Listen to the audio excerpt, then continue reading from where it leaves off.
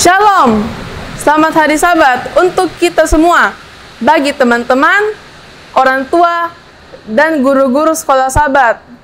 Sebelum kita mendengarkan firman Tuhan, mari kita tunduk kepala dan kita berdoa.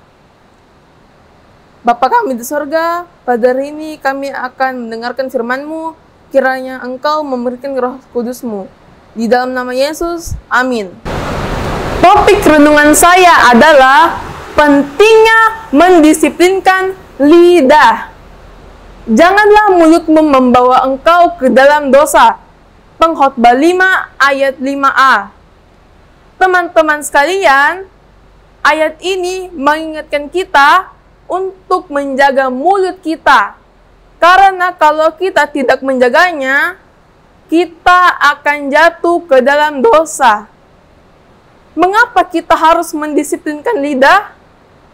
Kalau bisa dibilang, lidah adalah salah satu anggota tubuh yang paling kecil, namun bisa menjadi senjata pembunuh yang paling berbahaya. Lidah dapat membunuh jiwa, lidah dapat membunuh semangat, lidah dapat merusak hubungan persahabatan, bahkan merusak hubungan dalam keluarga. Setan tahu akan hal ini, dan setan menggunakan sebagai strateginya untuk menghancurkan hidup orang percaya. Untuk itu, kita harus mengendalikan lidah kita.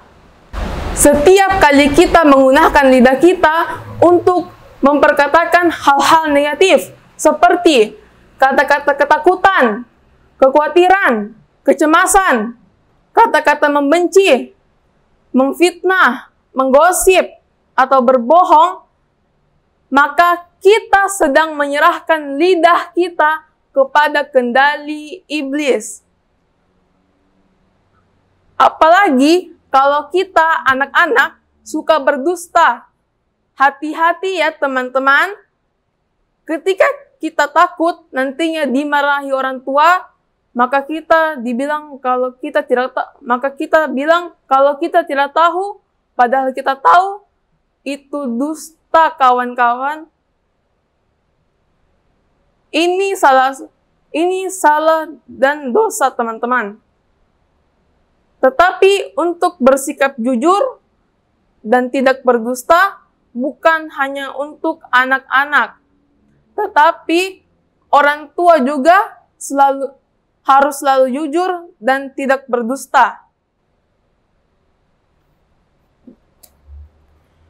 Firman Tuhan dalam Roma 6 ayat 13. Dan janganlah kamu menyerahkan anggota-anggota tubuhmu kepada dosa untuk dipakai segala senjata kelaliman, tetapi serahkanlah dirimu kepada Allah sebagai orang-orang yang dahulu mati, tetapi yang sekarang hidup.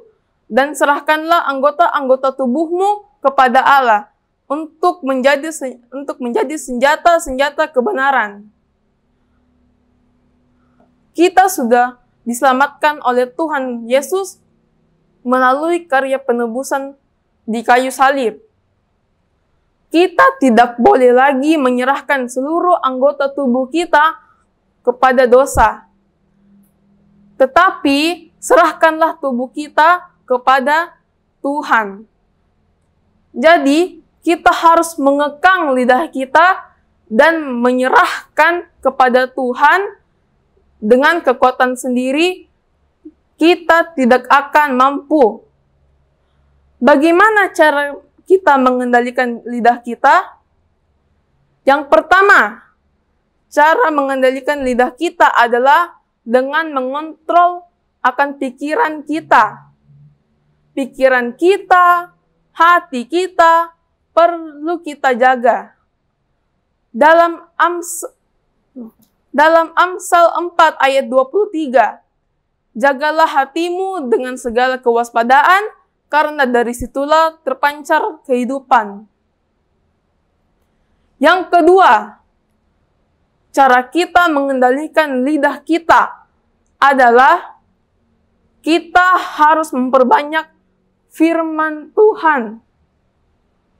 Membaca firman Tuhan akan menolong kita untuk mengetahui apa yang terjadi, apa yang menjadi kehendak Tuhan. Mazmur 119 ayat 105, firman-Mu itu pelita bagi kakiku dan terang bagi jalanku. Membaca Alkitab yang adalah firman Tuhan akan menolong kita menjadi lebih rendah hati dan menolong kita untuk kita bisa mengendalikan lidah kita. Yang ketiga adalah kita dapat mengendalikan lidah kita kalau kita memiliki hubungan pribadi dengan Allah. Dengan apa? Melalui doa. Kita harus berdoa kepada Allah. Berdoalah, meminta Roh Kudus, Tuhan untuk menuntun kita, menuntun pikiran kita. Inilah 3 hal yang dapat menolong kehidupan kita, 3 hal yang akan menolong jiwa kita, agar jiwa kita tidak binasa dan kita tidak berdosa. 3 hal yang membantu kita memiliki hubungan yang baik dengan orang lain. Teman-teman sekalian, hanya melalui kuasa Roh Kudus yang bekerja di dalam kita, kita akan beroleh kemampuan untuk mengekang dan menunjukkan lidah kita. Tuhan Yesus telah meninggalkan teladan yang luar biasa dalam hal mengendalikan lidah, di mana Tuhan Yesus tidak pernah mengeluarkan perkataan-perkataan negatif, meski ia dianiaya, dicaci, dimaki, diludahi, menderita, dan mati di kayu salib. 1 Petrus 2 ayat 22. Ia tidak berbuat dosa dan tipu tidak ada dalam mulutnya. Tuhan Yesus mampu mengekang lidahnya. Dia berkata, "Aku berbicara tentang hal-hal sebagaimana diajarkan Bapa kepadaku." Yohanes 2 ayat 28b. Itulah sebabnya perkataan Tuhan Yesus senantiasa penuh dengan kuasa. Jadi, berhati-hatilah dengan lidah. Adalah percuma kita rajin ke gereja jika kita tidak mampu menjaga lidah kita di bawah pimpinan Roh Kudus. Kiranya firman Tuhan pada siang ini dapat menjadi berkat bagi kita semua.